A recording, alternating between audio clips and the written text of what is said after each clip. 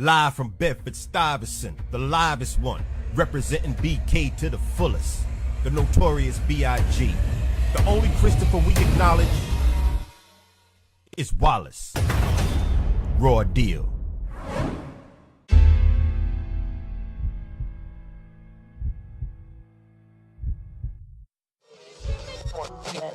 Chaz got a convoy of people that's ready to do whatever he say to make sure that we safe, get back to the hotel, get back to New York. Paul stops the car, say, yo, Puff said, we don't need all that.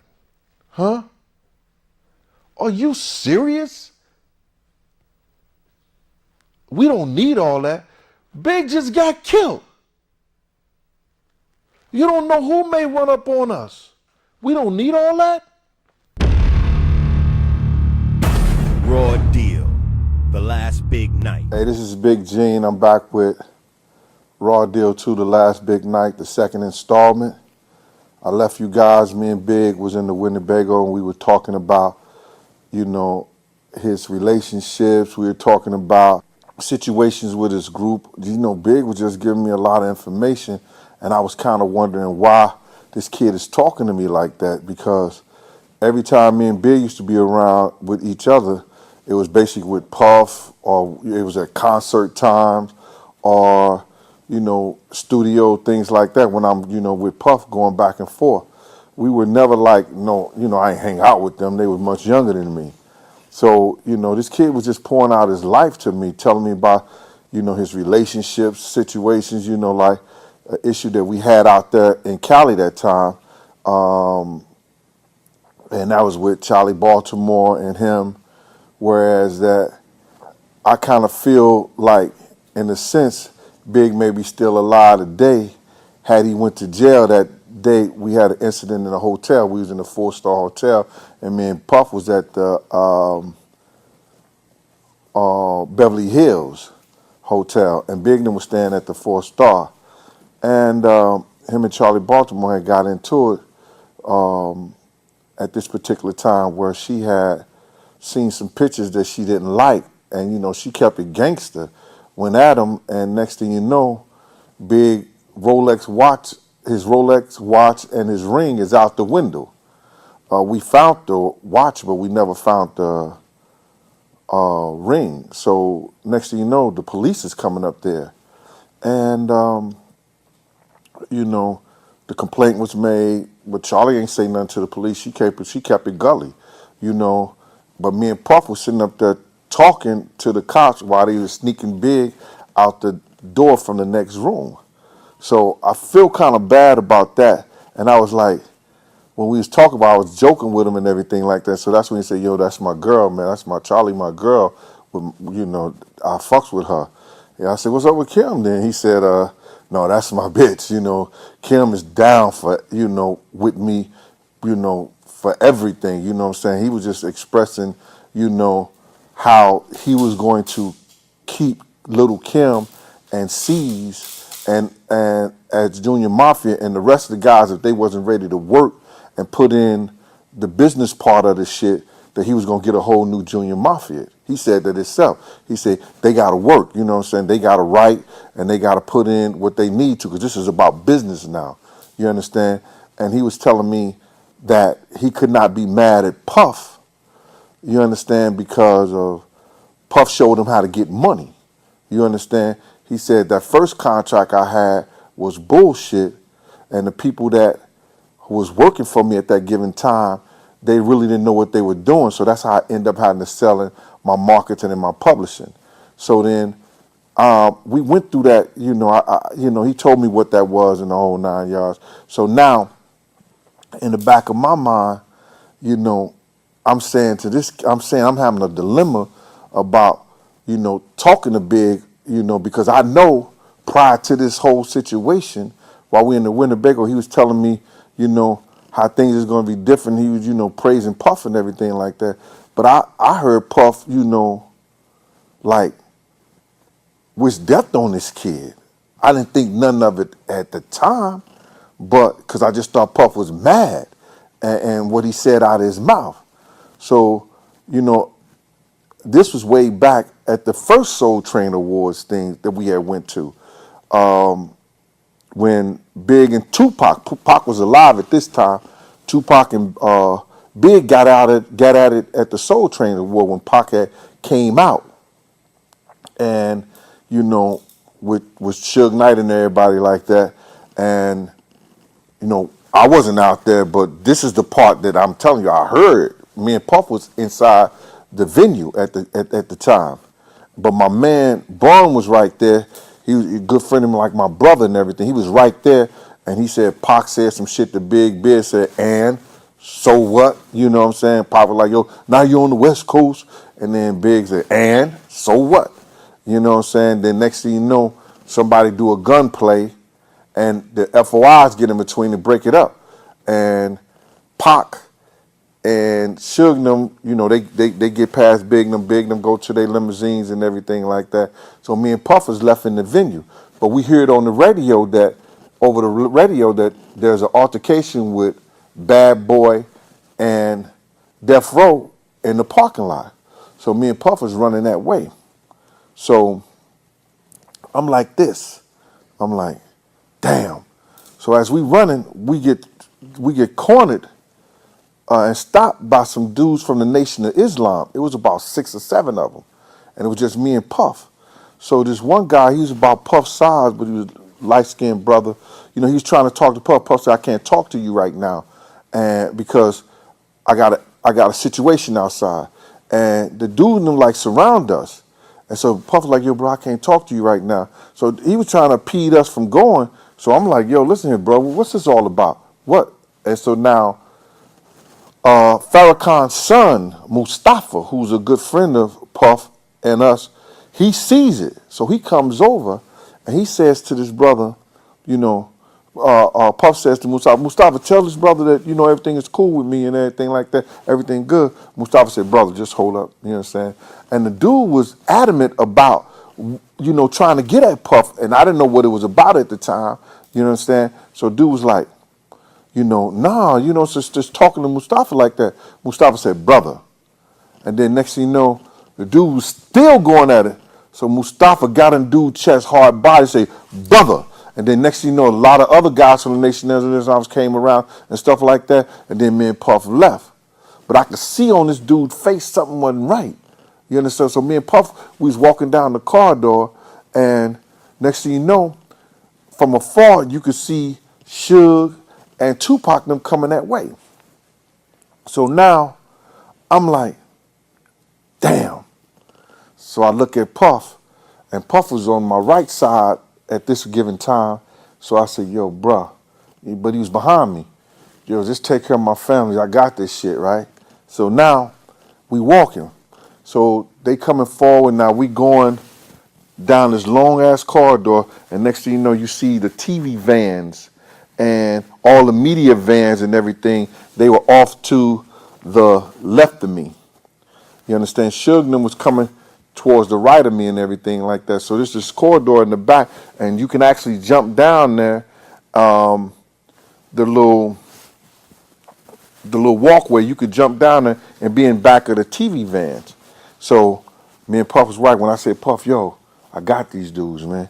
And so then I just put my hands inside my jacket, and I had Nina and Nene. Both of them had 15 in them, big loudmouths, ready to go. You understand? All I had to do was touch them, and it is what it is. At that given time, I was ready to give up my life and what I had for Puff. No doubt about it. Everybody knew that.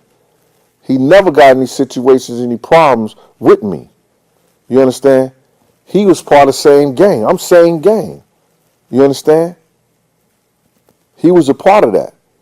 You understand? So I was ready to, it wasn't about no bodyguard. I've always been a boss type dude. Started the same gang. Was with Slick and the Family and 12th Street Posse. You understand? Played on the basketball team with that. So everybody from Harlem basically knew. And they knew when I worked with Puff and I was with Puff, he was good. Anytime we did parties or anything, I'm always going to have Who? 10, 15 guys from same gang. Slick and the family there. My dude, he home now. God bless him. Jim Ice. He was at the parties. You understand what I'm saying? I got 20, 30 guys at the parties whenever I'm doing security. Outside of security. They just my dudes like that. And they know I'm one of the head dudes in the whole clan. I started the same gang with my man D. Ferg, Mike Cock, Rick Daw, Tone Wop, Tabadoo. You understand? We started that up. We started the Bear Mountain picnics and all that stuff. Guys having fun, taking money from the streets, putting it back into the community. So now, I'm ready to give all what I have up. I'm good. You understand? Because this is my dude at the time. So I said, yo, man, just take care of my family. I got this. I'm not taking no ass whipping from no 15, no 20 guys. No, I'm not doing that. You understand? It don't make no sense, especially when I got Nene and Nay on me. Not at all. So now, Puff behind me, and next thing you know, he dips to the left, and I see him jump down into the embankment and just start running. So Suge and them is coming up. They about 40, 50 feet, a little bit long. I guess they ain't see him because, I'm a big dude. So I just played the wall, and they walked by me. They ain't know who I was. And if they did, they ain't say nothing. Because Pac was getting an award at this time. I think he was the best rapper of the year or something like that for Soul Train or something. You understand? So now, I let them walk on by. Puff is running. Now I see Puff go across the parking lot. Because I'm not jumping down in the back in the truck. I see him run across the parking lot. So as he runs across the parking lot, I just walk straight. I see him getting in the limousine. So me and my man Bond gets in the limousine because Big and them had left him. You know what I'm saying? Their team had left him. So he gets in the limousine with me and Puff. Puff was on the phone asking, yo, what happened? This, that, and that. What's going on? What's happening? What's going on? We was quiet. We go back to the mansion, the house he had rented. So Puff, me and Bun goes through the house, make sure wasn't nobody there. Puff's still in the car. He comes out, we say, you good, bruh. So he goes up, he starts going up the steps. Now I gets on the phone with Chaz Williams, who's over Black Hand. So I'm explaining the whole situation to Chaz about, what just happened at Soul Train. And Chaz says, yeah. I said, yo, man, I told this nigga Puff I got these dudes. And he took off running.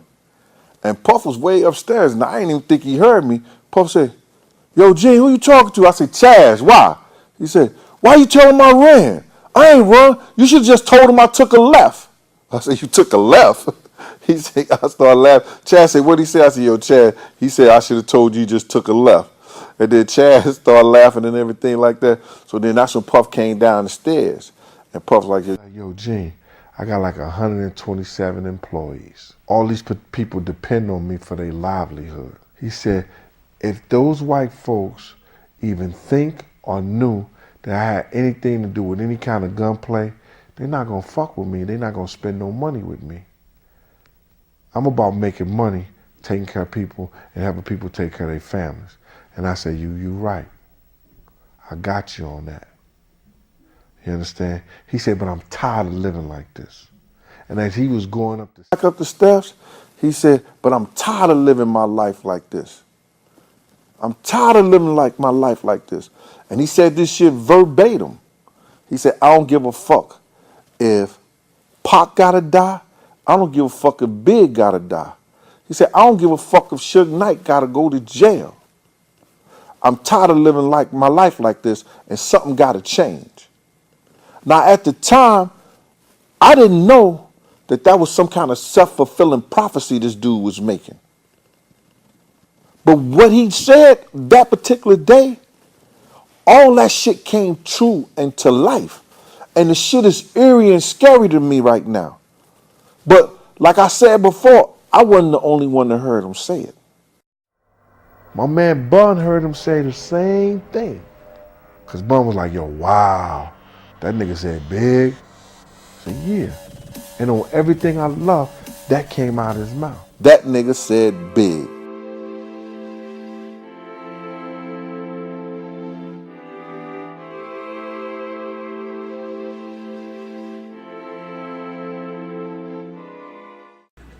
Yo, John, what's up? What's going on?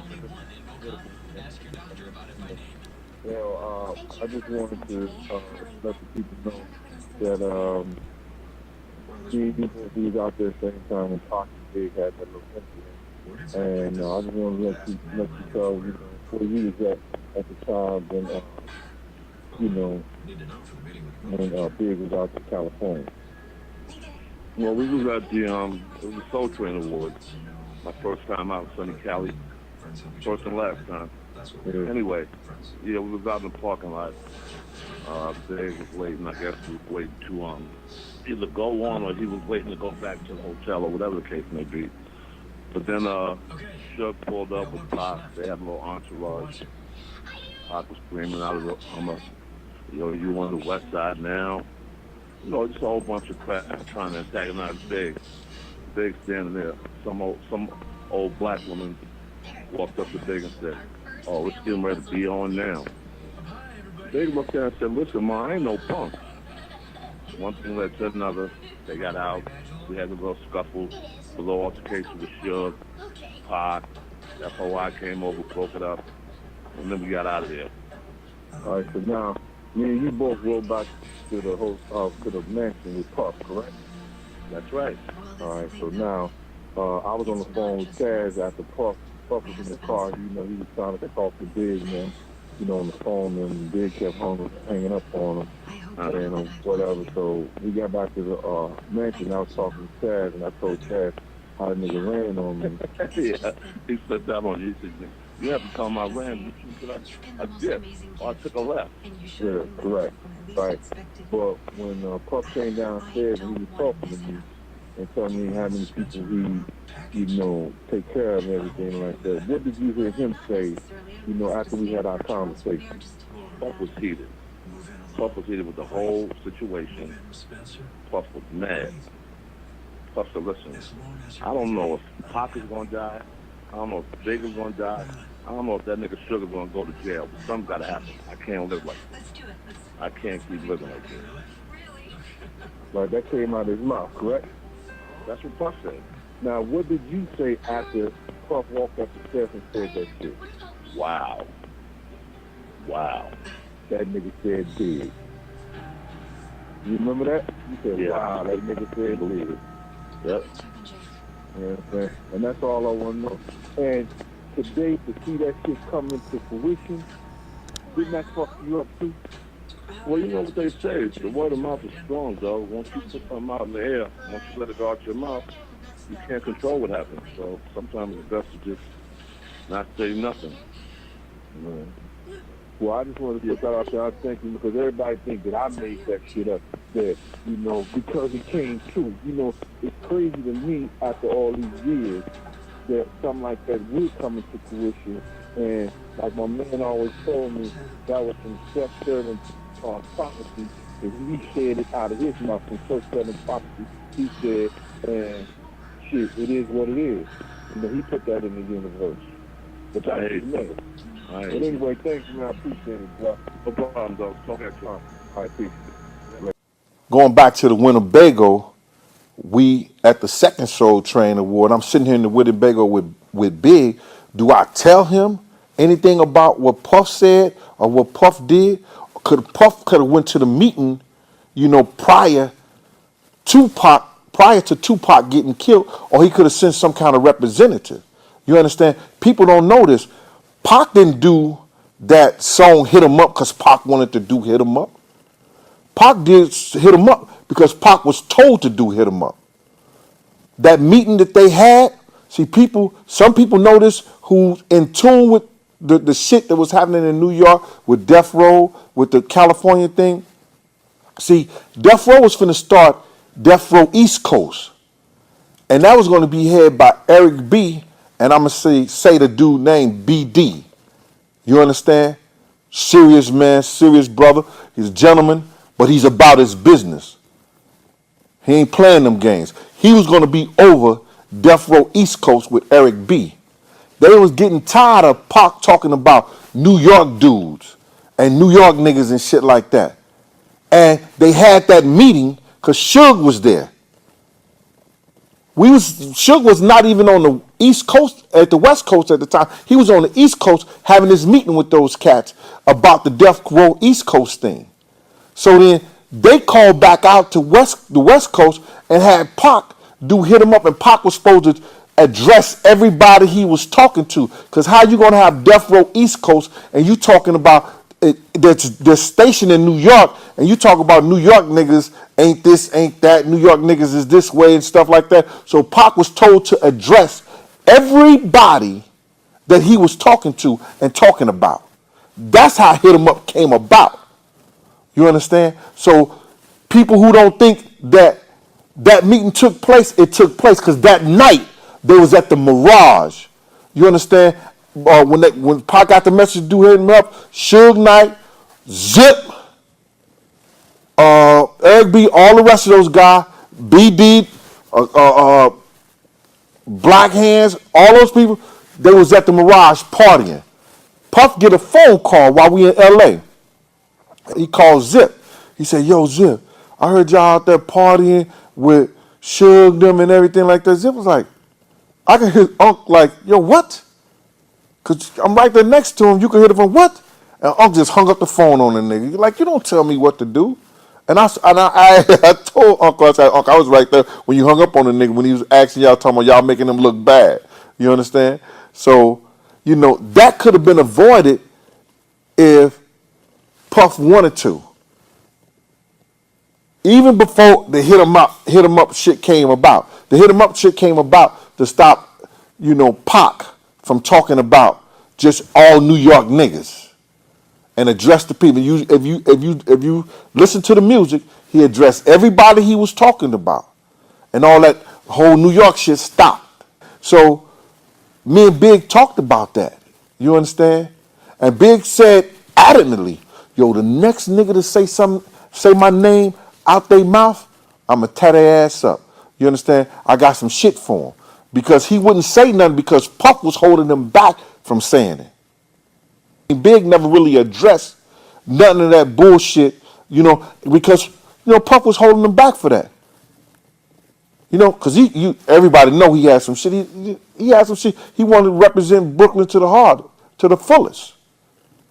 So now, we in the Winnebago, Big was telling me, yo, I said, man, I know that fucked you up with the Pac shit, when he died, he was like, yeah, man, me and Lil C's got so motherfucking fucked up, I let Lil C's drive, Lil C's don't even drive, and that's how, Big went through the window of the car, so he almost went through the window of the car when they had that accident, you understand, and Big couldn't hardly get around while we was out in Cali. Because I don't know what you call both of his thigh bones was either fractured or broken at one time. You understand? So it was crutches and stuff like that for Big. Like the cane and everything like that. Big, it was hard for Big to get around. So he wasn't going to nowhere. He wasn't going to no parties and nothing like that. You understand? He addressed that whole thing. And with the thing with Pac, I was like, yo, well, dog, that was your man. He was like, yeah, man, but like I had said before, you understand? Pac, if I would have told Pac about those dudes, that he was running with, he would have told them, then I would have had the problem. And I just want to do my music. All right, cool. We understand that. You understand? And he said, Pac thought I had money that I didn't have. So when Jasmine Guy and Will Smith wife Jada Pinkett, when they was, trying to, get money up for, Pac bail and everything like that, they couldn't, Big ain't have nothing to give them.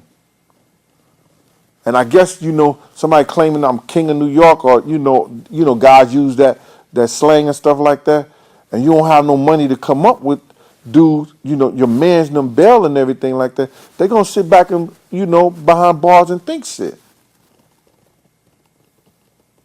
So we in the Winnebago, and I'm saying to myself, so do I tell this kid that this nigga Puff wished death on him, but Puff is my man? Do I say that?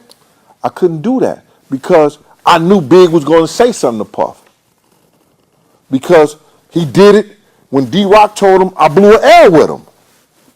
You understand? He said, oh yeah, Gene blew an L. And that's when I told Puff, oh yeah, but you wrote Lil' Kim shit, right?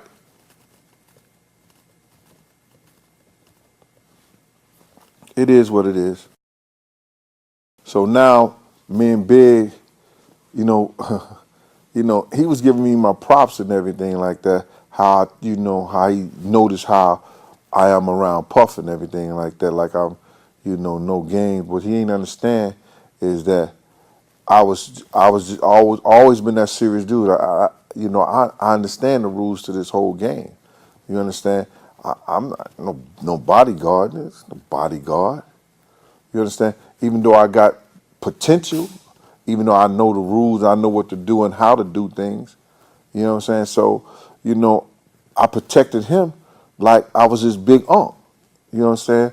Nobody could infiltrate that at no given time. Whatever Puff told me, I did. You understand? Even with the fact that, when Puff used to give his parties and everything like that, I used to be the one that Russell Simmons would be at the door. Puff would already tell me, yo, don't let Russell, if Russell ain't dressed right. And he knew Russell was coming in jeans and sneakers. Puff, if you tell me, yo, if Russell don't dress right, don't let him in. If Chris Lighting and the other dude, what's that dude he hit in the head with the bottle? He used to always be with Chris Lighting all the time. Slips my mind. If they don't, when they come, let them leave my side, Gene, and come and get me. And they used to be fire. They used to be mad, the motherfucker. But that's the type of dude I was. Jesus Christ had to come down and take the breath out of my body, if I would have allowed anything or anybody to go against what Puff was saying. So, I didn't have that relationship with Big where I was going to say anything about Puff to him at the time. You understand? And here this kid, yeah, he was pouring his heart out to me. And I know he had love for me because when we took that picture, me and him and Puff, and I didn't know I was even in it. When we was at the Soul Train Awards, that nigga looked at me, and when he said this out of his mouth, I knew he had love for me. He said, nigga, you look like you from Brooklyn now. Yeah, that shit is nice. I had the black and white Stetsons on, the black suit with the black and white Versace tie. You understand? Killing with the Versace glasses. He was like, yo, nigga, you look like you was from Brooklyn. So I knew at that time Big had a lot of love for me. You know what I'm saying? And what I did. So I asked him, I said, yo, Big, can I get in the hypnotized video? He said, yeah, man, you can get in that shit. Yeah. Why not? I said, all right, cool. So they was running late with shooting the hypnotized video, and I know I had to get on that red eye. So I didn't make the video shoot, so I went to New York for a couple of days. I went back to New York for a couple of days. So I get back into New York, and I stay for like 2 days, and on the third day, I'm on the red eye coming back to Cali. So now we get back out there, Mace, all of them is out at Cali. Stevie J, Groovy Lou, everybody's in Cali. So I see Mace and Stevie J at the across the street from the House of Blues. It was this hotel. I don't know if it was it the Bellagio? Well, no, it wasn't the Bellagio. It's a hotel right across the street from the House of Blues. It's all white. The name escapes me right now, but fucking Stevie J and Mace and some other cat pull up in a drop top Mercedes. I pulled Mace to the side. I say, my man, do you know where the fuck you at? I say, you in California. You a meal ticket to some of these cats. You driving around in a drop top Mercedes, nigga, they'll peel your head to the white meat. The fuck is wrong with you? Then May said to me, yo, you know, I kind of thought that, man, but Stevie J said his man that was right here was real strong and we was good. I said, yeah, man, you ain't good. You from Harlem, man, you supposed to know better. You know what I'm saying? He said he had told me, yo, Gene, I went to this basketball game and it was some like kind of some radio pep rallies type of thing. And they was telling me how much they hated Big, they hated Puff. Shit was crazy. So now, me and Puff is back at it. We going to a party at the House of Blues. And when we get up into the party, you know, I see Chaz and them from Black Hands. So, you know, Puff went up to him like, and you like, he going like he's shadow boxing everything, and he caught Chaz with one. Chaz looked at him and he did like a quick jab, pop, to the sternum, and you could see Puff just lose his breath. And I was dying. And so niggas is looking at me like I supposed to do something. I was like, nigga, shit, he should have never swung on him. We should have never hit him. You know what I'm saying? Chaz knocked the fucking wind out of him. I was dying. You understand? You know, I work for Chaz too. I used to run Black Hand Security, and you know, like him and Puff's birthday on the same day and shit. So they knew each other good. So you know, guys who was around didn't know their relationship, but I knew their relationship. So when niggas try to like, you know, Puff little friends or people was, you know, trying to, you know, rear up, Chaz had a mob right there. I had to intervene, like, yo, man, get out. They family. You know what I'm saying? Boom, and that was it. So we watched. I don't know. I think it was LL perform, you understand? L gave an incredible show and shit like that, but Big and them wasn't there. You know, none of the times we went to any place, I never saw Big, but I always saw Puff on the phone with him after we went to one of those places. Yo, man, I thought you was coming. Was you in the studio? And Big would be like, yo, nah, or yeah, or whatever like that. He said, man, you messing up my studio time. You understand? You know, that's you know, you messing up my money like that. You know, you got to be in the studio. You know, so Big album was finished, and I guess he was working on Puff album or whatever at the time, because Big shit was finished. So now we going someplace else the next day, and Puff is always calling this kid, talking about, yo, you going, you going. So now he said, all right, I want you to go to this vibe party. The vibe party comes up. And Big was like, I'm not going to be here for that. You know, Big was telling me he wasn't going to be there because he was supposed to go to London. So now I hear Puff get on the phone with Kirk Burroughs. Kirk Burroughs was the president of Bad Boy at the time. He the one, and this is way back when we was doing, and niggas don't know this, you know, that from day one before all the other security, all the other bodyguards, nigga, we was doing the red zone and the building, unsigned hype and everything like that. You know, Puff went through the same gang shit about 91 or 92. You understand? So about when he was with Uptown Records, he used to do unsigned hype over at a club called The Building. You understand what I'm saying? I was with Puff then. I was with Puff on Wednesday night at the Red Zone, way before anybody. Me and him used to take the money to Kirk Burroughs. You understand? So now, he called Kirk Burroughs, chewed Kirk Burroughs the fuck out and tell him, yo, Big ain't going nowhere. You understand? Big ain't going nowhere. I said, damn, this nigga, you know, cussed him the fuck out. Ain't that Big, you know, I'm thinking, ain't that Big choice whether he going there or not? He told him to kill it, don't pay for him, don't do nothing, don't fly him, don't do none of that shit. He not going to London. So when I hear people say, oh, Big supposed to been in London and, you know, Big stopped that and stuff. No, Big ain't stopped none of that. Because London was going to give him 25 G's or something like that for going over there. I don't know why I can't tell you why right now. You understand? Other than I know for a fact that Puff stopped him from going to London and kept him in Cali and kept trying to get him to the, listen here, you going to this party, man?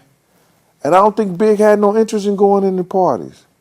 And I say this and prove me wrong.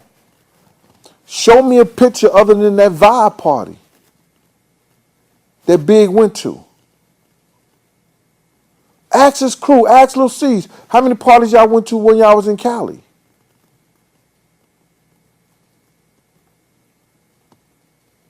So now, I go to, I call Kirk Burrows again. I like, yo, Kirk. And I'm speaking with him about the security shit out here. And I told him Arista is calling me for, Social Security numbers and everything like that so they could pay me and everything like that. So I said, yo, Kirk, why ain't no fucking security out here, bruh? Again, Gene, nothing I could do. Puff ain't paying for no more security. That was basically it. You understand? So now, we getting ready to go to this vibe party. And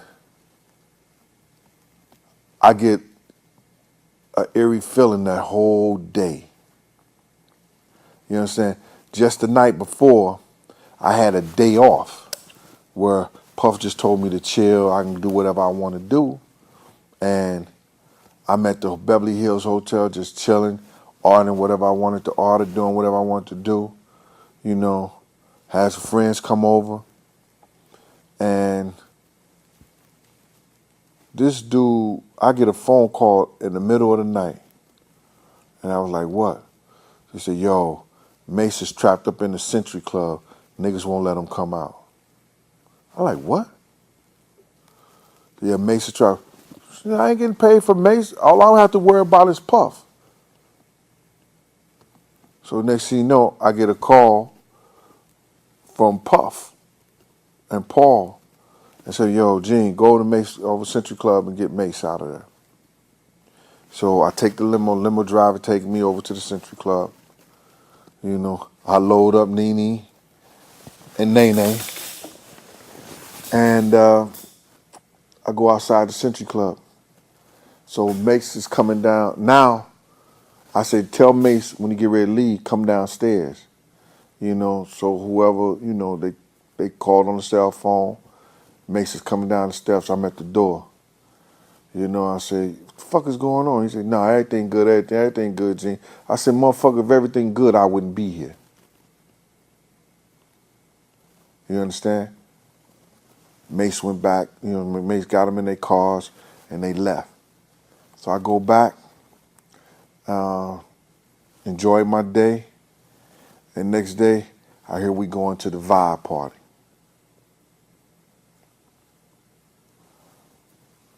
Now, when I first went out to Cali, or this particular trip we was going out to Cali, we wasn't supposed to be partying doing that. That's what I was told. You know what I'm saying? No party, we just gonna do studio time, do Soul Train, and that was it. It was the opposite. it was a whole different story for me and the dude Puff. Like I said, we was going everywhere, and everywhere he went, he was calling Big out to come out. Big would never show up. So this one particular day, he shows up. We're at Andre Harrell's house. You understand? So now, I get a call from my man, Jay. He used to run with Jodeci, Dalvin and Devontae, the younger brother, a good friend of his. Jay was from somewhere in North Carolina with them and stuff like that, but he was a big dude. He was a good dude out there. Cali had a lot of people, a lot of friends out there. You know what I'm saying? He used to hold, Devontae and them down. So now, me and him chop it up and everything like that. So he said, I get a call from him that day. He said, yo, I don't think y'all should go nowhere, man. You know, I think it's gonna be real ugly tonight. I like, yeah. I said, yeah, all right. I had already got a call from Unique telling me to vest up. You understand? Which I called Kirk Burroughs and I told him about that. So now I'm feeling a certain way, you know, because I just had this like, the fuck is we going to this vibe party? And it's the last night we're supposed to be in California. You know what I'm saying? Everybody's good right now. None of us are touched. Everybody can go home safe. We could chill right here. Andre Harrell got the pool in there, the whole 9 yards. What the fuck is we going to this vibe party for? So I'm sitting at the table. He had this big wooden table. And this is like 15, 16 guys. They talking, going back and forth.